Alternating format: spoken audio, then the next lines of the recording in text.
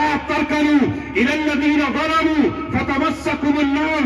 کسی ظالم کی طرف تمہارا جھکاؤ بھی نہیں ہونا چاہیے. اگر تمہارا جھکاؤ ہوا تو آپ تمہیں چھو کر رہے. سنیں دنیا والے، یہ 1400 برس پہلے جو قرآن نازل ہوا، اس کا لفظ لفظ سچا ہے، اس کی آیت آیت حق ہے، اس کا ہر فرمان صادق ہے.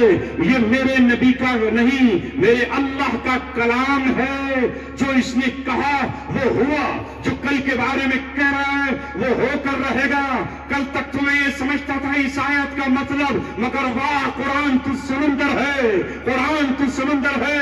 اللہ تعالیٰ نے کہا ہے ہم تمہیں دکھائیں گے وَنُرِيكُمْ آيَاتِنَا، ہم اپنی آیتیں تمہیں دکھاتے رہیں گے. تمہارے جسموں میں بھی وَفِي الْآفَاقِ، اور اس کائنات میں بھی ہماری نشانیاں ہم تم کو دکھاتے رہیں گے. میں ہمیشہ جب اس آیت کو پڑھتا تھا تو یہ سمجھتا تھا کہ جو آگ کا وعدہ ہے فَتَمَسَّكُمُ النَّارُ، یہ آگ کا وعدہ جہنم کا ہے، یہ آگ کا وعدہ مرنے کے بعد ہے، یہ آگ کا وعدہ آخرت کے بعد ہے. مگر ابھی چند مہینوں پہلے جب امریکہ کی سب سے خوبصورت اور سب سے عظیم ریاست، جہاں وہاں کے سب سے زیادہ مالدار فلم انڈسٹری کے لوگ، بڑے بڑے ہندوستان کے بھی فلم اسٹاروں کے جہاں بنگلے، جب وہاں آگ آئی اور وہ آگ چل کر کے اسے خاکستر کرنے لگی، صدر بے دم نظر آیا، وزیر اعظم بے حال نظر آیا. کوئی ہیلی کاپٹر اس آگ کو نہیں بجھا سکا.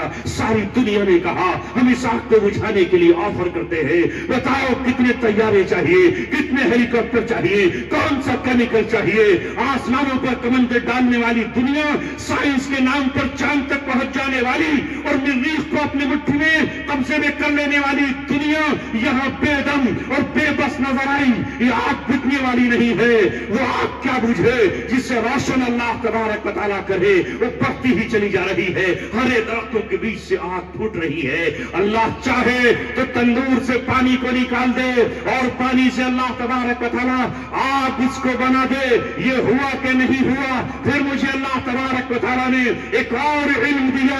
یہ علم اللہ تبارک و تعالیٰ خود دیتا ہے. بعض علم محض کتابوں کے ذریعے نہیں آتا، اللہ تبارک و تعالیٰ کی طرف سے آسمانی آتا ہے. تو اللہ نے جو کہا تھا وَلَا تَرْكَنُوا إِلَى الَّذِينَ ظَلَمُوا فَتَمَسَّكُمُ النَّارُ، ظالموں کی طرف مت جھکو ورنہ تمہیں آگ چھوئے گی اور آگ پہنچ کر رہے گی. فلسطینی مظلوموں کے ساتھ جو ظالم تھے، امریکہ ان ظالموں کے ساتھ ہوا تو آگ اس کے شہروں میں پہنچی کہ نہیں؟ جلا ڈالا، رو رہا ہے. کروڑوں ارب ڈالر کا بنگلہ چل گیا. جب ہی آگ پہنچی تو پھر اللہ تبارک و تعالیٰ کی دوسری آیت کا نظارہ پوری دنیا نے دیکھا. یہ نظارہ چشم فلک نے دیکھا.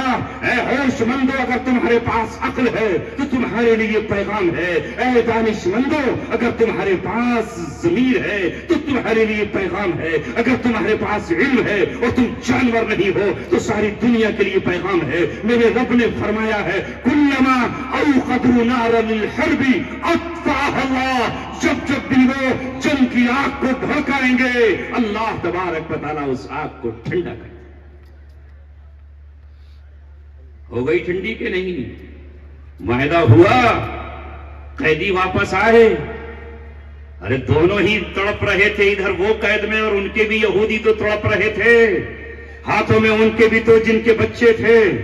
یہ بچہ تو بچہ ہے، چاہے وہ کسی کا ہو، دھرم کچھ بھی ہو، مذہب کچھ بھی ہو، انسان نہ ہو تو جانور کو بھی اپنے بچے سے پیار ہے. ایک مرغی کو میں نے ایک واٹس ایپ ویڈیو پر شکرے سے باز سے لڑتے ہوئے دیکھا اور باز کو اس نے پیچھے ہٹا دیا اور اپنے بچوں کی حفاظت کی. ایک بندر اپنے بچے کی حفاظت کے لیے تمام جہانوں سے جھگڑا مول لے سکتا ہے. ایک کوا انسانوں سے بھیڑ سکتا ہے. تو چاہے دھرم کچھ بھی ہو، بچہ ہوتا ہے کسی کا بھی قید میں ہو وہ اسے چھڑانے کے لیے سڑکوں پر آئے گا، فریادیں کرے گا، مقدمات کرے گا، ڈائلاگ کی بات کرے گا، ختموں میں چوپیاں ڈالے گا اور اپنے تلووں کو زمین پر رگڑے گا کہ کسی طرح میری اولاد یا میرا بھائی یا میرا باپ واپس آ جائے۔ ہم یہ نہیں کہتے کہ محض فلسطینی ہی واپس آئے، وہ جو دوسرے لوگ تھے وہ بھی تو واپس گئے، اور اللہ تعالیٰ نے اس جنگ کی آگ کو ٹھنڈا کیا کہ نہیں؟